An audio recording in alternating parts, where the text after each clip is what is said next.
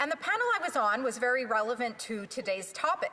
The panel was called Making Major Projects Viable. Of course, this is something we, as Conservatives, have been advocating for the last decade, whether it's ports, bridges, track, reactors, and of course my favorite as an Albertan, pipelines. The conference was amazing and the panel was incredible. But of course I wanted to do my best to prepare for the panel. So I researched the bios of the panelists, I researched the proposed major federal projects, and then I received a copy of the 2023 white paper that included the presentations in the inaugural year of the conference. And lo and behold, the Prime Minister had presented in 2023 at this conference. And I thought, this is interesting. Let's see what he has to say. Now, the topic of his speech was the challenges and the opportunities of the energy transition. Very interesting. Okay, I'm listening. His title then was United Nations Special Envoy for Climate Action and for Finance. I thought, okay, let's see what he has to say. Key point. The presenter highlighted the need for approximately an additional $3 trillion per year for a quarter of a century to meet the Paris Agreement and net zero targets. $3 trillion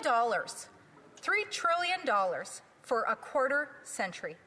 This from the man who is trying to convince Canadians he has their best interests at heart. This from the man who wants us to believe that he is for industry and for productivity, for the common good of our nation. This from the man who promised Canadians that he would increase productivity and rein in spending. Now, my mother taught me a very important lesson when I was a young woman, when I had a close friend let me down, and I think it applies here. And that lesson is, when somebody tells you who you are, you should believe them. When somebody tells you who they are, you should believe them. When somebody asks for $3 trillion, when somebody creates a deficit of $78 billion, when somebody puts forward a budget of $414 billion, when somebody is comfortable with a $50 billion interest payment on debt annually, that somebody is telling you who they are. And when somebody tells you who they are, you should believe them. In the Prime Minister's book, Values, he spent years evangelizing carbon pricing. Carbon taxes, he insisted, should increase. Yet when polling indicated a majority of Canadians rejecting carbon pricing, a position that was the cornerstone of Conservative policy under the leader of the official opposition, he announced in his 2025 platform that he had eliminated carbon pricing. This, of course, was not the case.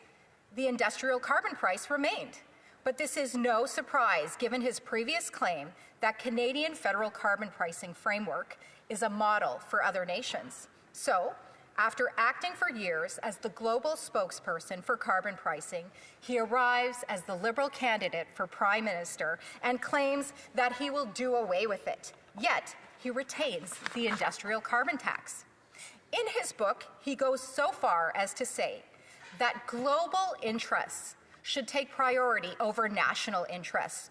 And we can only assume that he also within that includes Canada. The Canadian energy sector has some of the strictest environmental regulations in the world. Yet the Prime Minister and the government continues to impose additional barriers, citing international commitments.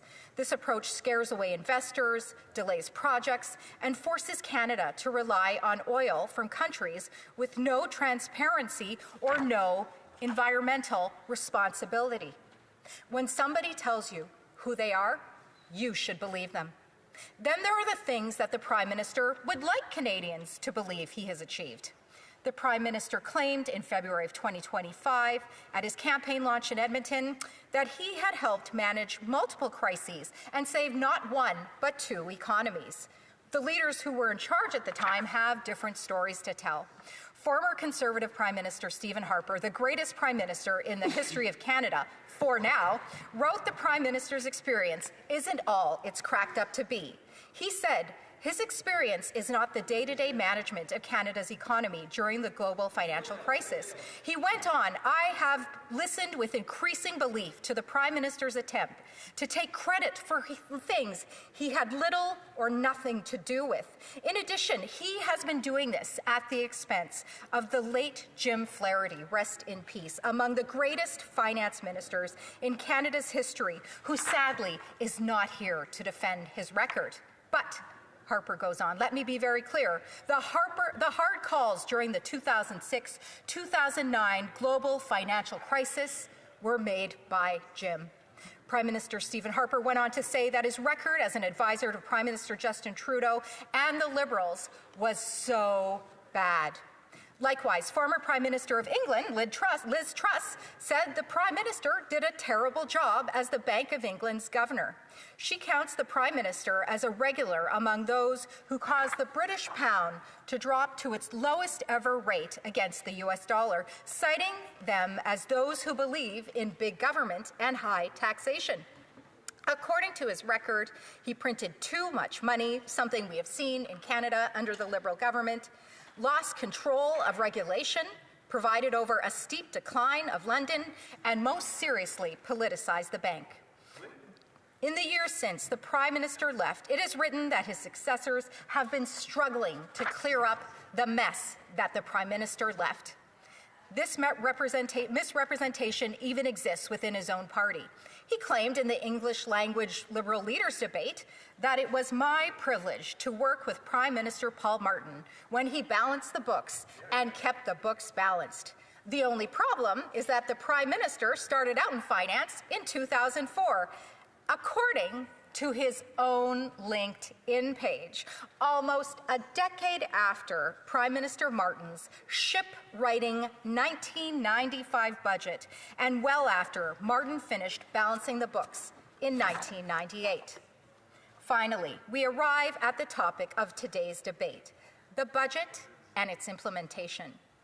The Prime Minister stated that we need discipline for our spending. It is absolutely necessary, and that Canadians could expect a prudent budget. However, the Prime Minister's spending plans make his predecessor, Prime Minister Justin Trudeau, seem like a tight-fisted miser. We have seen in his budget an increase in spending and a further $90 billion in deficit spending over 4 years.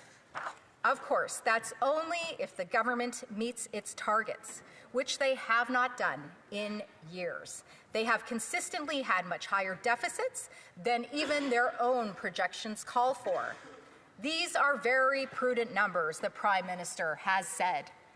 $78 billion deficit, $414 billion in spending this fiscal year alone, $50 billion annually in interest on the debt.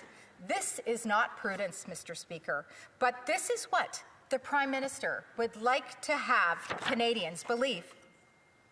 Mr. Speaker, the greatest predictor of future behavior is past behavior. The Prime Minister wants us to believe that he has put forward a budget of austerity and a budget of disciplined spending, but he also wants us to believe that he saved 2 economies. But when we look at his actions, they tell us otherwise. But as poor as his actions are, his own words speak even stronger. People will charge me with being elitist or with globalist, which happens to be exactly what we need. That means, Mr. Speaker, the Prime Minister will always put his wealthy friends first. He will always put nations before Canada. His loyalty does not lie with Canada or with Canadians. He has told us in his own words exactly who he is.